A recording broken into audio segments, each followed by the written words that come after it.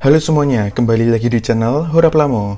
Masih bersama saya Sulis dan ini adalah review Dragon Momoko HG1-14 Gundam H1 Racer. Ini adalah kit keempat dari brand Dragon Momoko yang saya bahas di channel ini. Setelah sebelumnya saya membahas Gemines 01, Gemines 02, dan Little Bear Family. Meskipun Bandai sudah merilis HG Gundam H1 Racer sebagai kit premium, namun kit buatan Dragon Momoko ini bukanlah jiplakan dari Bandai. Seperti biasa, saya mendapatkan kit ini melalui Tokopedia dengan harga Rp325.000 dari toko yang bernama Cora Cora Store. Di dalam boxnya sendiri terdapat 3 buah kantong plastik yang berisi 10 runner, selembar stiker, serta kertas petunjuk rakit atau kertas manual. HG Gundam H1 Racer buatan Dragon Momoko ini memiliki desain yang keren, detail-detail yang bagus, serta part berwarna clear hijau di bagian senjata serta kaki yang terlihat cakep. Untuk proses rakitnya sendiri cukup mudah dan cepat, namun snap fitnya kurang enak karena beberapa runner berbahan plastik yang keras dan hasilnya pun tidak bisa dibilang solid. Bagian back skate-nya ini cukup loose sehingga terlalu mudah digerakkan, front skate kanan mudah lepas, serta bagian kakinya yang mudah loose terutama di bagian selangkangan,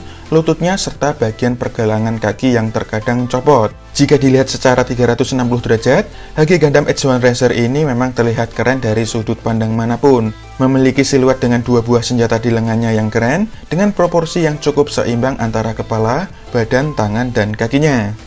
Kit ini memiliki kombinasi warna biru, putih, merah, kuning, abu-abu gelap, serta clear hijau yang menurut saya bagus, dengan separasi warna yang sudah cukup akurat meskipun masih membutuhkan foil stiker. Untuk foil stikernya kurang lebih seperti ini, hanya bagian mata dan dada saja yang saya pasang. Dan hasilnya kurang lebih seperti yang terlihat berikut ini. Kit ini memiliki tinggi sekitar 13 cm sampai bagian kepalanya, dan berikut ini adalah perbandingan dengan HG G-Bouncer dan HG G-Seaforce. Di sini terlihat bahwa ketiganya memiliki tinggi yang hampir sama, hanya saja untuk Gundam H1 Racer terlihat sedikit lebih ramping ketimbang kedua kit yang lainnya. Untuk aksesoris dan senjatanya, yang pertama adalah 2 buah Racer Blade, memiliki bentuk yang keren dengan detail-detail yang bagus, serta kombinasi warna biru, abu-abu gelap, serta clear hijau. Bisa disimpan di bagian belakang lengannya, bisa juga disimpan di bagian armor bahunya, lalu bisa juga disimpan di bagian side skirt, serta bisa juga disimpan di bagian back skirt-nya seperti ini. Cara menggunakannya tinggal dipasangkan di tangan,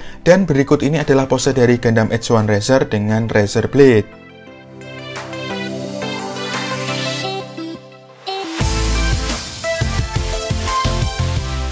Kedua Racer Blade-nya juga bisa digabungkan seperti ini, terlihat semakin keren. Cara menggunakannya kurang lebih seperti ini, dan berikut ini adalah pose dari Gundam H1 Racer dengan Racer Blade yang sudah digabungkan.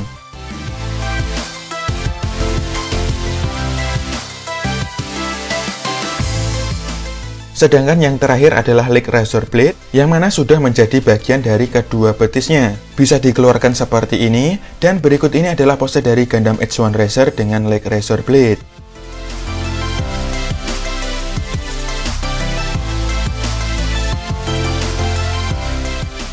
Untuk artikulasinya, kepalanya bisa mengangguk-angguk, lalu bisa miring ke kiri dan ke kanan, serta bisa diputar 360 derajat kurang lebih seperti ini. Tangannya bisa diangkat sejauh ini, sangat bagus. Armor bahunya bisa dibuka tutup sedikit, bahunya bisa digerakkan naik turun, lalu juga bisa maju mundur, serta bisa diputar 360 derajat. Lengan atas bisa diputar 360 derajat, siku bisa ditekuk hingga rapat, serta pergelangan tangannya bisa diputar 360 derajat. Perutnya bisa dibungkukan maju mundur, lalu bisa diputar 360 derajat kurang lebih seperti ini, serta thruster backpacknya bisa digerakkan sedikit. Front skirt-nya bisa diangkat sampai segini saja, side skirt bisa diangkat ke samping lalu diputar ke depan dan ke belakang, sedangkan back skirt-nya bisa diangkat sampai mentok. Kakinya bisa maju ke depan cukup bagus, lalu ke belakang lebih bagus, serta ke samping hingga split. Selangkangannya bisa jungkat-jungkit naik turun, lalu jungkat-jungkit ke depan dan ke belakang, serta pahanya bisa diputar 360 derajat. Kemudian lututnya bisa ditekuk hingga rapat,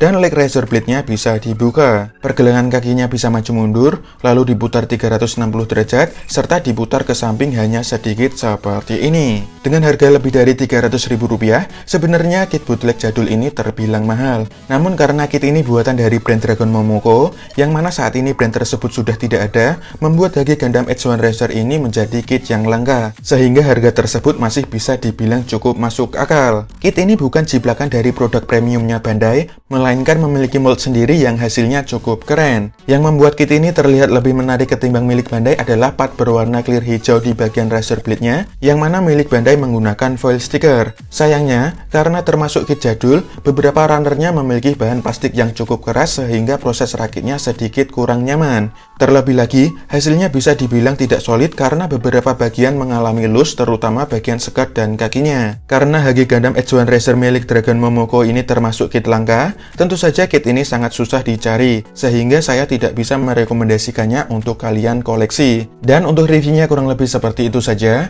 Terima kasih sudah menonton, jangan lupa untuk like, subscribe, dan share. Kita akan ketemu lagi di video selanjutnya. Bye-bye!